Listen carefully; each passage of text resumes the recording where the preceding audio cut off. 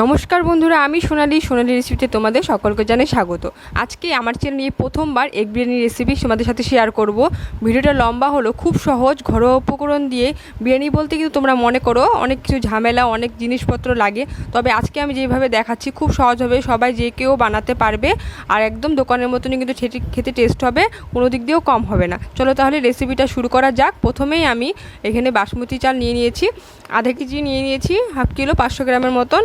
আমি ভালো করে ধুয়ে ভিজিয়ে রেখে দিয়েছিলাম আধ ঘন্টার জন্য। তারপরে দেখো এখানে আমি একটা হাঁড়ি নিয়ে নিয়েছি, তাতে জল ফুটে আসলে গোটা গরম মশলা, তেজপাতা, দালচিনি, লং, গোলমরিচ, এলাচ দিয়ে দিয়েছি এবং অল্প সাদা তেল দিয়ে দিয়েছি যাতে ভাতটা ঝরঝরে হয়।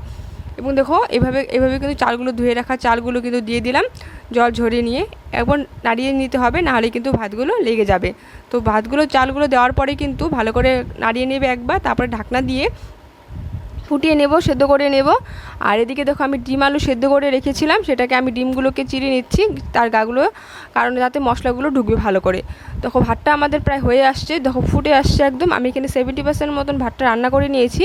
নামানোর আগে নুন দেবে অবশ্যই, যদি আগে নুনটা দিতে তাহলে কিন্তু ভাতগুলো নরম নরম গলে যেত বা ভেঙে যাওয়ার চান্স থাকতো। সেই জন্য সবসময় মনে রাখবে ভাত নামানোর আগে লবণটা দিয়ে দেবে। তো আমি এখানে ভাতটা নামিয়ে নিয়েছি, তারপর একটা কড়াইতে তেল গরম করে, অবশ্যই সাদা তেলে রান্না করতে হবে এই রান্নাটা। আমি এখানে ডিম নিয়ে নিয়েছি, এখানে আমি 7টা ডিম নিয়েছি, তোমরা তোমাদের কম বেশি করে নিতেই পারো। আর এখানে নুন, হলুদ, লঙ্কার গুঁড়ো, যে বেসিক মশলা থাকে একটা, ঝাল, লবণ সব কিছু পারফেক্টভাবে হওয়ার জন্য কিন্তু আমি দিয়ে দিয়েছিলাম, যে ডিমগুলো ভালো করে কড়া করে ভেজে নিয়েছি। এবার এই একই তেলে কিন্তু আমি আলুগুলো ভেজে নেব। তোমরা দেখতে থাকো, একদম ঘরোয়া উপকরণে খুব সহজভাবে, মনে হবে না যে এত সহজ বানানো বিরিয়ানির রেসিপিটা, আর খেতেও খুব একদম দোকানের মতনই হবে। এইভাবে করে আলুগুলো ভেজে নেব, অল্প একটু নুন দিয়ে দিব যাতে নুনগুলো আলুগুলোর মধ্যেও ভালো করে মিশে যায়। তো এইভাবে করে আলুগুলো ভালো করে ভেজে নিলাম। আলুগুলো ভাজা হয়ে গেলে সেই একই তেলে অল্প আমি সাদা তেল দিয়ে দিয়েছিলাম। এবার পেঁয়াজগুলো ভেজে নেব। তো পেঁয়াজ ভাজার জন্য অল্প তেলটা অবশ্যই বেশি করে দিতে হবে, যেহেতু আমরা বিরিয়ানির বেরেস্তা বানাবো। তো বেরেস্তা বানানোর জন্য পেঁয়াজগুলো ওদিকে আমি ভাজতে থাকতে দিতে সময় লাগে অনেক পেঁয়াজটা ভাজতে। আর এদিকে আমি দেখো ভাতগুলো নামিয়ে দেখাচ্ছি তোমাদের কত ঝরঝরা হচ্ছে। আর গোটা গরম মশলাগুলো কিন্তু সরিয়ে নেবে যাতে মুখে না পড়ে, মুখে লাগলে বাজে লাগে, সেজন্য আমি সরিয়ে নিলাম। দেখো ভাতগুলো কত ঝরঝর হয়েছে, একটাও ভেঙে যায়নি একদম। আমি এখানে ঠান্ডা করতে রেখে দিয়েছি ভাতগুলো। আর দিয়ে দেখো পেঁয়াজের বেরেস্তাও কিন্তু প্রায় হয়ে আসছে। ভালো করে ভেজে নেব, তেলটা একটু বেশিই লাগবে অবশ্য বেরেস্তা ভাজতে। আমি ফ্লেমটা হাই করে ভাজলাম, যেহেতু অনেক সময় লাগে পেঁয়াজটা ভাজতে। দেখো আমি হাফ পেঁয়াজগুলো নামিয়ে নেবো। এখানে পেঁয়াজ আমি মিনিমাম 7-8টা পেঁয়াজ নিয়েছি বড় সাইজের। তো হাফ পেঁয়াজগুলো নামিয়ে নিলাম, বেরেস্তার জন্য বিরিয়ানির পরে লাগবে আমাদের বিরিয়ানিতে। আর হাফ পেঁয়াজগুলো আমরা রান্না করে নেব। এবং এখানে তেজপাতা আর গোটা গরম মশলা দিয়ে দিলাম, দিয়ে ভালো করে আরও 1 মিনিটের মতো রান্না করে নেব। ফ্লেমটা মিডিয়ামে রেখেছি। নিয়ে যখন তেজপাতা আর গোটা গরম মশলাটা ভালো করে ভাজা হয়ে যাবে, তারপরে 1 চামচ আদা রসুন বাটাও দিয়ে দিলাম। গন্ধটা যাওয়া পর্যন্ত ভেজে নিতে হবে পেঁয়াজের সাথে। ভালো করে ভেজে নিলাম। তারপরে এখন বাকি মশলাগুলো দিয়ে দিব, বেসিক মশলা যেটা আমাদের রান্নাঘরে থাকে। নুন, হলুদ, স্বাদমতো নুন, হলুদ গুঁড়ো, হাফ চামচ জিরের গুঁড়ো, হাফ চামচ একটু বেশি ধনের গুঁড়ো দিয়ে দিলাম।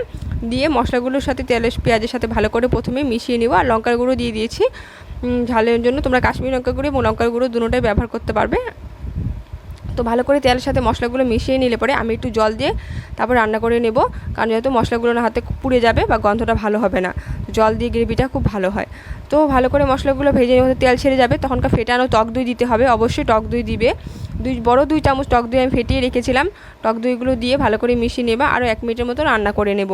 ফ্লেমটা অবশ্যই এই সময় দইটা দেওয়ার সময় ফ্লেমটা লোতে রাখবে। দেখো এখন তেল ছেড়ে দিয়েছে, মশলাতে অল্প জল দিয়ে মশলাটাকে ভালো করে অল্প কষিয়ে নেব। মশলা যত কষানো হবে ততই কিন্তু ডিমের এই গ্রেভিটা খুব ভালো হবে। একদম ডিমের কারি যেভাবে বানাও সেভাবেই কিন্তু এই ডিমের রান্নাটা একদম তৈরি হবে। এবার ভেজে রাখা আলু আর ডিমগুলো দিয়ে সেই মশলার সাথে ভালো করে কষিয়ে নেব, যাতে মশলাগুলো ডিমের ভিতরে ঢুকে যায়, খেতেও ভালো লাগে মশলাগুলো ডিমের ভিতরে ঢুকলে পরে। তো ভালো করে কষিয়ে নিতে হবে। দেখতেই পারছো কত সহজ বানানো, কেউ বলতে পারবে যে এত সহজ বানানো এগ বিরিয়ানিটা। তারপর নামানোর আগে সেম বিরিয়ানি মশলা দিয়ে দেব, দিয়ে ভালো করে আবারও মিশিয়ে নেব। অল্প একটু জল দিয়ে দিব, অল্প গ্রেভি থাকবে যেহেতু আমরা দম দিব তো বিরিয়ানিটা, সেজন্য তো অল্প একটু জল দিয়ে দিলাম, মনে করো 1.5 কাপের মতন, চায়ের কাপে 1.5 কাপের মতন। তারপর ডিমগুলোর সাথে ভালো করে ফুটিয়ে নেব, যাতে নুন হলুদ ভালো করে আমার ডিমের মধ্যে ঢুকে যায় আর কি, সেজন্যই। তো দেখো এখানে আমাদের ডিমের গ্রেভিটা একদম তৈরি হয়ে গেছে। এবার দমের জন্য হাঁড়িটা রেডি করে নেব। তো প্রথমে আমি ঘি দিয়ে দিলাম, অবশ্যই একটু ঘি দিবে। আর এখানে দেখো ডিমের গ্রেভিটা আমি দিয়ে দিচ্ছি, এখানে ডিম অল্প আলু দিয়ে দিলাম। আলুটা তোমরা যদি পছন্দ না করে স্কিপ করতে পারো, তবে আলু খেতে ভীষণ পছন্দ আমাদের, সেজন্য আমি আলু দিয়ে বানাচ্ছি, আলু আর ডিম দুটোটা দিয়ে। তারপরে ভাতগুলো দিয়ে দেবো, হাফ ভাত এখন দেবো, দিয়ে দেখতেই পাচ্ছ কীভাবে করছি, সেম এভাবে প্রসেস করে করবে, খুব ভালো হবে খেতে আর খুব স্বাদ, সত্যি বলছি দারুণ টেস্ট হয় খেতে। একবার বাড়িতে অবশ্যই বানিয়ে দেখো আমার কথা মতন, তারপরে না হয় আমাকে কমেন্ট করে জানিও। এবারও সেম, যখন হাফ ভাতগুলো দেওয়া হয়ে গেছে, তারপরে বাকি ডিমের গ্রেভি আলু সব দিয়ে দেব। ভিডিওটি লং হলেও বানানো কিন্তু খুব সহজ। গ্রেভিটা একটু রেখেছিলাম, দেখতে পাচ্ছ, বুঝতে পারছো, যখন ভাতগুলোর সাথে মেশানো হবে না তখন খুব ভালো লাগবে দেখতে। তারপরে বাকি ভাতটা এবার দিয়ে ভালো করে দেখো, ভালো করে মিলিয়ে নিলাম হাতের সাহায্যে। এবার বাকি আমরা ডেকোরেশনটা করে নেব বিরিয়ানির জন্য। তো বেরেস্তা যে ভেজে রেখেছিলাম পেঁয়াজগুলো, সেগুলো প্রথমে দিয়ে দিয়েছি। তারপরে এখানে দিয়ে দিব 3টে চেরা কাঁচা লঙ্কা, তোমরা আরও বেশি দিতে পারো। আর ধনেপাতা কুচি দিয়ে দিচ্ছি, তোমরা এখানে চাইলে পুদিনা পাতাও কুচি করে দিতে পারো, আমি এখানে দিইনি, স্কিপ করেছি। আর ঘি দিয়ে দিলাম, ঘিটা পরিমাণ অনুযায়ী দিয়ে দিবে। আর বিরিয়ানি মশলা দিয়ে দিলাম বড় 3 চামচের মতন। এবার দম দিয়ে নেব। দম দেওয়ার জন্য প্রথমে আমি তাওয়া বসিয়েছি, তাওয়াটা ভালো করে গরম করে নিয়েছি। তারপরে ফ্লেমটাকে লোতে করে 30 মিনিটের জন্য দম দিয়ে নিব। উপরে একটা ভারী শিলনোড়া নিয়ে নিয়েছি, উপরে দিয়ে দিলাম যাতে স্টিমটা বাইরে বেরিয়ে আসে। 30 মিনিট পর ফিরে এসেছি, দেখো কত সুন্দর স্টিম হয়েছে বিরিয়ানিটি। আর আবারও 5 মিনিটের জন্য ফ্লেমটা লো করে আমি রেখে দেবো। 5 থেকে 10 মিনিট কিন্তু রেখে দিতে হবে এভাবে, কিন্তু তবে কিন্তু পারফেক্ট বিরিয়ানি হবে। দেখতেই পারছো বিরিয়ানি কালারটা কি সুন্দর এসেছে, আর দেখেই বুঝতে পারছো, আমার আর কিছু বলার দরকারই পড়বে না, তোমরা অবশ্যই দেখেই বুঝে নেবে যে কতটা ভালো হয়েছে আমার এই রান্নাটা। এই প্রথমবার কিন্তু আমার চ্যানেলে এই এগ বিরিয়ানি রেসিপি তোমাদের সাথে শেয়ার করলাম। তো প্লিজ একটু লাইক করে দেবে, এত কষ্ট করে তোমাদের জন্য আমি রেসিপিটা শেয়ার করি ভিডিও।